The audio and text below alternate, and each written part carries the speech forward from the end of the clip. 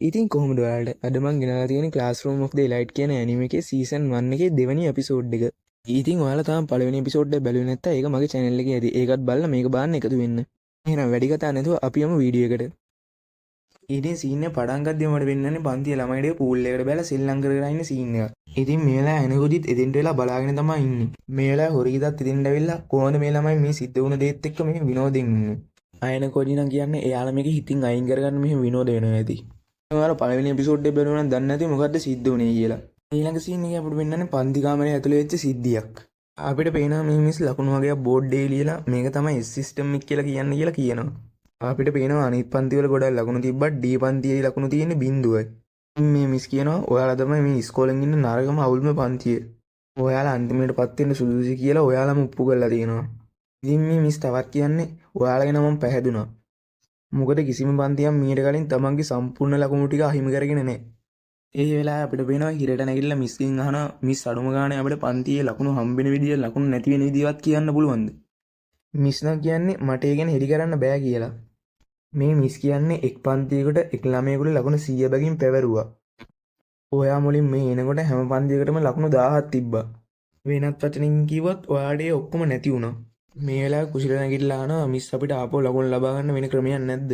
ඒතකොට මිස් කියන්නේ ඔව් තියෙනවා. ඔයාලා C පන්තියට වඩා ලකුණු ගත්තොත් ඔයාලා C පන්තියට දාලා C පන්තිය D පන්තියට දානවා. ඔයාලට එහෙම කරන්න පුළුවන් අවස්ථාව ඔයාලගේ මධ්‍යම වාර විභාගය. ඔයාලගේ ලකුණු මත පදනම් අපිට ලකුණු 100ක් ප්‍රදානය කරන්න පුළුවන්. ඒ වෙලාවේ එක ළමයි කියන්නේ ලකුණු 100ද?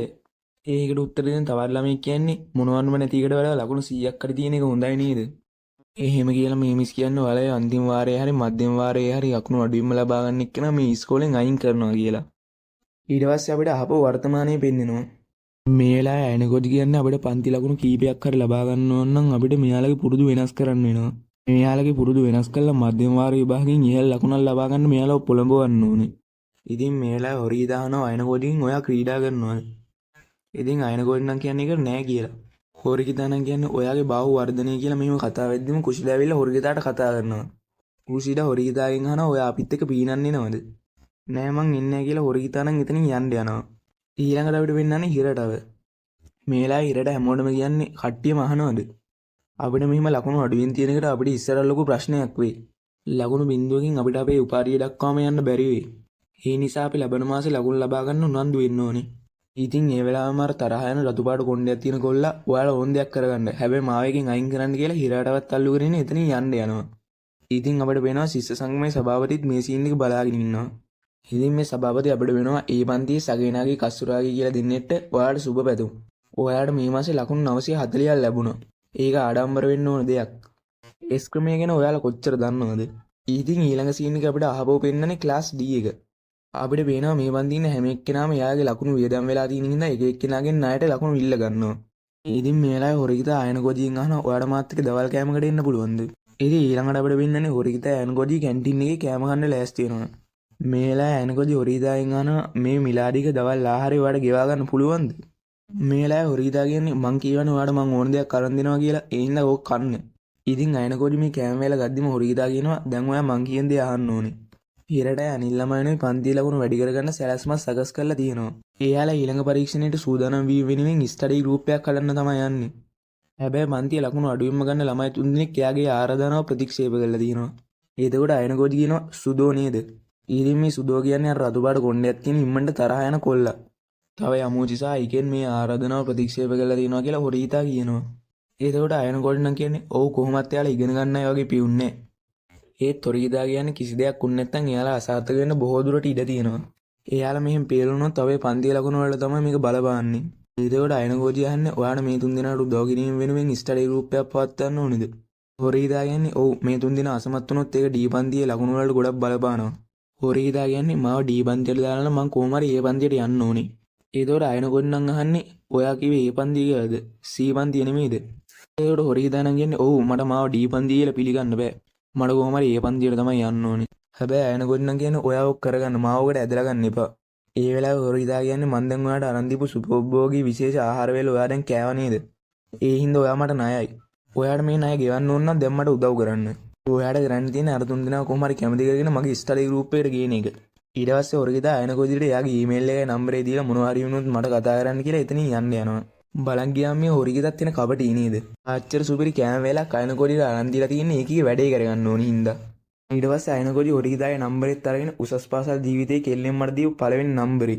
මට කිසිම සතුටක් නැහැ. හැබැයි මේක සේව් කරගන්න එක හොඳයි. ඊළඟ සීන් එක අපිට පෙන්නන්නේ අයනකොදි අර තුන්දෙනාම කැමති කරගන්න ගිහිල්ලා ඒගොල්ලන්ගෙන් අහනවා.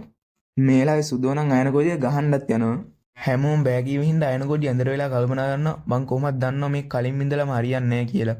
හැබැයි මෙයාලව කැමති කරගන්න නම් මම මෙයාලව ආශ්‍රය කරන එක්කෙනකින් උදව් ගත්තොත් හොඳයි. මේම කියලා අයනකොඩි නේවාසිකාගාරයේ තියෙන අභ්‍යන්තර දුරකථන මාර්ගයෙන් කුෂිටට කතා කරනවා. මේ අභ්‍යන්තර දුරකථන මාර්ගයෙන් කතා කරන්නේ කුෂිටගේ නම්බරේ අයනකොඩි ගාව නැති හින්දා. මේ දුරකථන මාර්ගයෙන් කතා කරන්න පුළුවන් ඉස්කෝලේට අදාළ දේවල් විතරයි. ඉතින් අයනකොඩි මේ සම්බන්ධයෙන් කුෂිටගෙන් උදව් ඉල්ලනවා. කුෂිටත් ඒකට හා කියනවා. එහෙම කියලා කුෂිට කියන්නේ ඒත් මටත් ඔයාගෙන් එක උදව්වක් ඕනේ අයනකොඩි. කුෂිට කියන්නේ මටත් ඔයාලගේ ස්ටඩි ගෲප් එකට එකතු වෙන්න ඕනේ. මේ කියලා කුෂිට අයනකොඩිට කියනවා ඉන්න මගේ දුරකථන අංකේ මං ඔයාලට එවන්නම්. අයනකොඩි ඔයාට අවුලක් නැද්ද කියලා අහද්දි කුෂිටන් කියන්නේ ඔව් මට අවුලක් නැහැ ඔයාට ඕන වෙලාවක මට කතා කරන්න. ඊට පස්සේ අපිට වෙන්නනවා අයනකොඩිට කුෂිටගෙන් මැසේජ් එකක් එනවා. මේ මැසේජ් එකේ තියෙන යමුචි එකේ හා කීවා කියලා. ඒ වගේම සුදොත් හා කීවලු. ඊට පස්සේ අයනකොඩි හොරගිතාට මැසේජ් එකක් යවනවා කුෂිටා ඉන්න අර තුන් දෙනා අපේ ස්ටඩි ගෲප් එකට එකතු කරගන්න පුළුවන් වුණා. හැබැයි කුෂිටත් අපේ ස්ටඩි ගෲප් එකට එනවා කිව්වා. කමන්නේ නේද කියලා හොරගිතාට මැසේජ් එකක් යවනවා. ඒ වෙලාවෙම හොරගිතා අයනකොඩිට කෝල් එකක් ගන්නවා. අයනකොඩි ෆෝන් එක ඉස්සුවා විතරයි හොරගිතා එපා කියලා ෆෝන් එක තියෙනවා. අයනකොඩි ආපහු හොරගිතාට කෝල් ගන්න හැදුවත් හොරගිතා ඒ ඔක්කොම කට් කරනවා. ඊට පස්සේ හොරගිතා අයනකොඩිට මැසේජ් එකක් යවනවා. ඒ මැසේජ් එකේ තියෙන ඔයා මොනවද මේ කියන්නේ කියලා. ඉතින් අයනකොඩි කුෂිටා පින් සිද්ධ වෙන්න අර තුන් දෙනාව ස්ටඩි ගෲප් එකට ගෙන්න ගන්න පුළුවන් වුණා. මෙහෙම මැසේජ් එක යවන්නත් කලින් ටයිප් කර කර ආයෙත් හොරගිතා එපා කියලා මැසේජ් එකක් යවනවා. ඊට පස්සේ අයනකොඩි කුෂිටට කෝල් එකක් කරගෙන මේ සිද්ධිය කියනවා. ඊට පස්සේ කුෂිටා ඒකට ගමන්නේ මට මේක බලාගන්න ඉඩ දෙන්න කියලා කියනවා. ඊළඟ සීන් එකේ පෙන්නන්නේ අපිට මේ ස්ටඩි ගෲප් එකේ ඔක්කොම වගේ එක තැනකට ගිහිල්ලා පාඩම් කරනවා. ඒ වෙලාවේ හොරගිතා සුදුවට බයිනවා ඔයා එන අදක්ෂයෙක්. ඔයාලා මේ පොඩි සමීකරණයක් විසඳන්න බෑ. ඊදී සුදුත් කාටවත් සෙකන්ඩ් කැමති නැති කෙනෙක් සුදුත් අනිත් පැත්තට හොරගිතාට බයිනවා. ඊට පස්සේ හොරගිතා කියන්නේ ඔයාලා මේ පොඩි සමීකරණේ හදාගන්න බැරි නම් ඔයා අනාගතේ කොතෙන්ට ආවද කියලා හිතද්දි මගේ ඇඟත් එක්ක විවුලනවා. මේ වෙලාවේ සුදුවට හොරගිතාගේ කතාව වලට හොඳටම මල වෙන්නලා හොරගිතාගේ කුරල් එකනොත් අල්ලලා හොරගිතාට බයින්න ගන්නවා. ඔයා මොනවාද මේ කියන්නේ? පාඩම් කරන්නේ කොච්චර මෝඩ වැඩක්ද? මට හොඳ අනාගතයක් වුණ නම් මම පැසිබන්දු වලින් ඉදිරියට යනවා. මේ හොරගිතාත් යන ලොක්කම තියෙන කෙල්ලෙන්නේ ඒ කියන ඔයා කොච්චර බොළඳද? ඔයා හිතන්නේ වෘත්තීය වශයෙන් පැසිබන්දු ක්‍රීඩකයෙක් කියන එක ලේසියෙන් කරන්න පුළුවන් කියලාද? කැපවීමක් කැපකිරීමක් නැති ඔයා වගේ කෙනෙක්ට කොහොමත් එහෙම කෙනෙක් වෙන්න බෑ. ඉතින් ඒකෙන් හොඳටම සුදුවට මල වැල්ලා මේ මගුල ක්ලබ් එක මට ඕනේ නැහැ. මේකෙන්මයි කාලේ ගන්නවා විතරයි කියලා එතනින් යන්න හදනවා. ඉතින් සුදු යන්න හදද්දිම යමෝචි ඉගෙත් අපිත් යන්න යනවා කියලා එතනින් යන්න හදනවා. මේ වෙලාවේ මේ දෙන්න කියන්නේ හොරගිතා දක්ෂ වෙන්න පුළුවන්. ඒත් මේ වගේ පහත් විදියට කතා කරන එක්කෙනෙක් එක අපිට තවත් ඉන්න බෑ. මේ හොරගිතායත් වෙන ලොකුමනේ හොරගිතාත් කියන ඔයාලට කැමති දෙයක් කරන්න. ඉතින් මෙහෙම මේ තුන් දෙනා මෙතනින් යන්න යනවා. මේ වෙලාවේ කුෂිටා හොරගිතාට කතා කරලා කියනවා හොරගිතා ඔයා මේ විදියට හැසිරුණොත් කවුරුවත් ඔයත් එක්ක පාඩම් ගන්නෙ නැති වේවි. ඉතින් මේ වෙලාවේ හොරගිතා කියනවා ඔව් මට තේරෙනවා මම වැරදි කියලා. මම නිෂ්ඵල උත්සාහයක් වෙනුවෙන් මගේ කාලේ නාස්ති කරා. ඉතින් කුෂිටා ඔයා මොනවද මේ කියවන්නේ කියලා අහද්දි හොරගිතා කියන්නේ එයාලා අපිව පස්සට අරිනවා නම් අපි එයාලා අතහැරලා දාන එක හොඳයි. ඊට පස්සේ කුෂිටා හොරගිතාට කියනවා හරි එහෙනම් මං තනියම මොකක් හරි කරන්නම් මං පොරොන්දු වෙන්නම්. මම එයාලව අත්හරින්න කැමති නෑ. මම හිතන්නේ ඔයත් එමෙ ඉඳන නැති. ඒකනේ ඔයා මේ ස්ටඩි ගෲප් එක පටන් ගත්තේ එහෙම නේද හොරගිතා? ඒකට හොරගිතා කියන්නේ ඔයා එමෙ හිතුවට කමන්නේ. ඒත් ඔයා මොකද මෙහෙ ආවේ? ඔයා මෙහාට ආවේ මේ කඩාකප්පල් කරන්නද? ඉතින් මේ වගේ දේවල් කියද්දි කුෂිටලට දුගේ දින මට තවත් මෙතන ඉන්න ඕනේ නැහැ කියලා එයාත් එතනින් යන්න යනවා. ඊළඟ සීන් එක අපිට පේනන්නේ අයනකෝදිව. එයා එයාගේ ඇඳට වෙලා කල්පනා කර කර තමයි ඉන්නේ. මෙහෙම ඉඳලා මම මොනවා හරි ගත්තා නම් හරි කියලා එයා සුපර් මාකට් එකට යන්න හදනවා. ඉතින් ඊට පස්සේ අයනකෝදි සුපර් මාකට් එකට යන්න යනවා. මෙහෙම යන අතරමඟදී අයනකොඩියට හොරගිතාගේ කටහඬ ඇහෙනවා. අපිට පේනවා හොරගිතා කවුද මන්ද එක්කෙනෙක් එක්ක කතා කර කර තමයි ඉන්නේ. අයනකොඩිත් මේ කතා කරන දේ ගැන හැංගිලා අහන් ඉන්නවා. එතනින් හොරගිතා ඔයාගේ ලොක්කම සම්පූර්ණයෙන්ම අයින් කරලා නිකන් සාමාන්‍ය ගෑනුලා වගේ තමයි මෙයත් එක්ක කතා කරන්නේ. අයියේ මං කොහොම හරි ඒ පන්තිරේ එන්න. මං ඒක ඔයාලට පොරොන්දු වෙනවා. හැබැයි එයා නම් කියන්නේ ඔයාට එන්න බෑ. ඔයා කොච්චර මෝඩ නංගි කෙනෙක්ද? ඊට පස්සේ තමයි අපිට පෙන්නන්නේ මේ ඉන්නේ ශිෂ්‍ය සංගමේ සභාපති කියලා. ඒ කියන්නේ ශිෂ්‍ය සංගමේ සභාපති කියන්නේ හොරගිතාගේ අයියා. මේ වෙලාවේ මේ සභාපති හොරගිතාගේ අතාලවල බිත්තියට තියලා කියනවා මගේ චූටි නංගි දීපන්තියට අනුයුක්ත කළා. ඒක මට කොච්චර ලැජ්ජාවක්ද? ඔයා හින්දා තමයි මට මේ ලැජ්ජාව විඳින්න වෙන්නේ. ඒ හින්දා ඔයා දැම්ම මේ ඉස්කෝලෙන් අස් වෙලා යන්න. මේ වෙලාවේ හොරගිතා සභාපතිගෙන් අයියා මට උත්සාහ කරන්න දෙන්න කියලා අඬ අඬා වගේ ඉල්ලනවා. මේලා සභාපති ඔයාට කිසිම දෙයක් බෑ ඔයාට කිසිම හැකියාවක් නැහැ කියලා හොරිගිතාට ගහන්න යද්දිම අයනකෝජි ඇවිල්ලා සභාපතිගේ අත අල්ල ගන්නවා. අයනකෝජි සභාපතිට කියනවා එයාට යන්න දෙන්න. ඒ වෙලාවේ හොරිගිතා අයනකෝජිට කියනවා අයනකෝජි ප්ලීස් මෙතන යන්න. ඔයාට මේක කරන්න පුළුවන් දෙයක් නෙමෙයි. අයනකෝජි නම් කියන්නේ මං කවදාවත් ඔයාවම කතා කරනවා දැකලා නැහැ.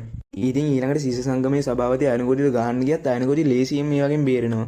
සිස සංගමේ සභාපති ඔයා මොනවා හරි ඉගෙනගෙන තියෙනවද කියලා අයනකෝජියෙන් අහද්දි අයනකෝජි නම් කියන්නේ ඔව් පියානෝයි ලේඛන විද්‍යාවයි නම් ඉගෙනගෙන තියෙනවා.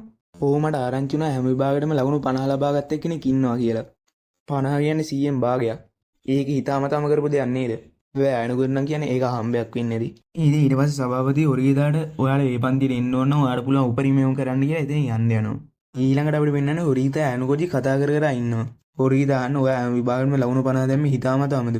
අයනකෝජි නම් කියන්නේ මං කියවන එක හම්බයක් කියලා. හොරිගිතා නම් කියන්නේ මට ඔයාව තේරෙන්නේ නැහැ. ඊට පස්සේ අයනකෝජි යනවා ඔයා ඇත්තටම ස්ටඩි ගෲප් එක නැමැත්තුවද? හොරිගිතා කියන්නේ ඔව් එහෙමයි කාල නාස්ති කිරීමක්. අයනකෝජි එයාලව පන්තියෙන් අයින් කරයි කියලා කිව්වත් හොරිගිතා නම් කියන්නේ ඒක කමන්නේ.